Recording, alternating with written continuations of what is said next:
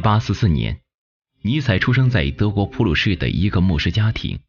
他的父亲深受当地人的敬仰。若是按照正常的生命轨迹，他的人生应该是一帆风顺、丰富多彩的。但是在他5岁那年，尼采的父亲卡尔·尼采因为脑软化症去世了。缺少父爱庇佑的尼采开始变得叛逆。1858年，14岁的尼采加入普夫塔文科中学学习。中学时期，尼采更加叛逆，他酗酒、浪游、殴打同学，直至进入大学，他才有所收敛，并对知识产生了兴趣。1864年秋季，尼采进入了波恩大学攻读神学和古典语言学。波恩大学刻板的课程、琐碎的日常事务让他第一次感到了迷茫，这是否是他所期待的生活呢？在学习了半年之后，他断然决定放弃神学和古典语言学，前往莱比锡大学攻读语言学学位。在这一年内，尼采迅速变得老成了起来，不再叛逆，他退出了学生团体，为自己的前途思考。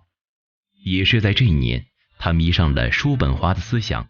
在尼采的心中，作为意志和表象的世界这本书就是叔本华特地为他写的一样，将自己从时代的缺陷中拯救了出来。1869年，学校开始注意到尼采这样一个极具特点和思想的存在。为了给他更大的发展空间，学校将他推荐给了巴塞尔大学做古语言副教授。同年5月份，他发表了《荷马与古典语言学》的就职演讲。1870年，他的第一部真正意义上的哲学著作《悲剧的诞生》问世了。他指出，在资本主义社会里，尽管物质财富日益增多，人们并没有得到真正的自由和幸福。将死的机械模式压抑人的个性，使人们失去自由思想的激情和创造文化的冲动。现代文化显得如此颓废，这是现代文明的病症，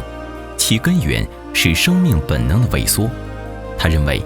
要医治现代疾病，必须恢复人的生命本能，并赋予他一个新的灵魂，对人生意义做出新的解释。1872年至1876年，尼采又接连创作了不合时宜的思想，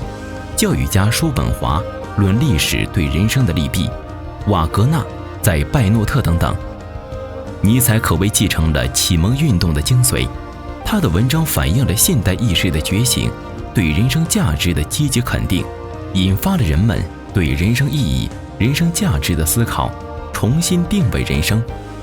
尼采对工具理性和工业文明的否定性批判，开启了非理性主义思潮。但是，他的众多作品因为和主流思想不同，他本人遭到了德国哲学界的排斥，众多好友纷纷和他决裂，众多的哲学家也开始对他展开了激烈批评。在学校，没有学生愿意听他的课程，没有其他教授愿意和他交流。在这个时期，他再次感受到了孤独的味道。1878到1879年期间，尼采在创作出人性的、太人性的第一部后病重，只得依依不舍地辞掉教授的工作，离开了巴塞尔大学。随后，在疗养院中，他又创作出了《漫游者及其影子》《曙光》。随后的数年间，可能是没有了工作身份的约束，他的思想变得更活跃。在1886年，尼采最重要的著作之一《善恶的彼岸》终于面世了，这也是最接近他内心风格的一本书，充满想象力、自我主张、创意。但不幸的是，在1889年1月3日，尼采开始显露出精神状况不稳的征兆。有日在意大利都灵街上引起公众骚动后，尼采被意大利警方带回。当日究竟发生了什么事情，至今已无从得知。经常流传的一说是尼采在卡罗阿尔波托广场看见一匹马被马夫鞭打，突然上前抱住马的脖子，痛哭道：“我受苦受难的兄弟呀！”接着便瘫倒在地上。巧合的是，陀思妥耶夫斯基在《罪与罚》中有一幕是主角拉斯科尔尼科夫看见马遭到鞭打的场景。尼采曾称赞陀思妥耶夫斯基为唯一让我受益良多的心理学家。在接下来几日里，尼采寄出几封短信给他的几名朋友，这些信被称为发疯的信件。1月18日，仅仅2周后，44岁的尼采被转移到耶拿精神病院。在尼采精神崩溃后，原先的助手彼得·加斯特开始进行修正尼采文稿的工作，而没有经过尼采的认可。这系列的篡改如今被研究尼采的学者们严厉批评。在1893年，尼采的妹妹伊丽莎白从巴拉圭返回德国，她开始阅读尼采的著作，并且一步接着一步地控制了这些著作以及他们的出版。在母亲于1897年去世后，尼采搬到魏玛，由伊丽莎白负责照顾他。伊丽莎白也允许一些包括鲁道夫·斯坦纳在内的访客前来探望已经无法与人正常沟通的尼采。一些人经常举出梅毒为尼采发疯的病因，然而许多尼采的病症以及他在发疯之前的很长一段时间的健康状况似乎与传统的梅毒感染不同。虽然大多数人都认为尼采的发疯与他的哲学思想无关，但有一些则主张他发疯的缘由是他自己哲学思想所带来的心理失调。在1900年8月25日，尼采死于肺炎。伊丽莎白将他与父亲的坟墓并列安葬。他的朋友加斯特在葬礼上致哀悼词道：“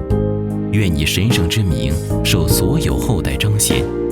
尽管尼采曾在《瞧这个人》一书中表示他不希望自己被人称为神圣的。如果我们只从世俗的角度来看，尼采的一生是不幸的，他的结局是悲惨的，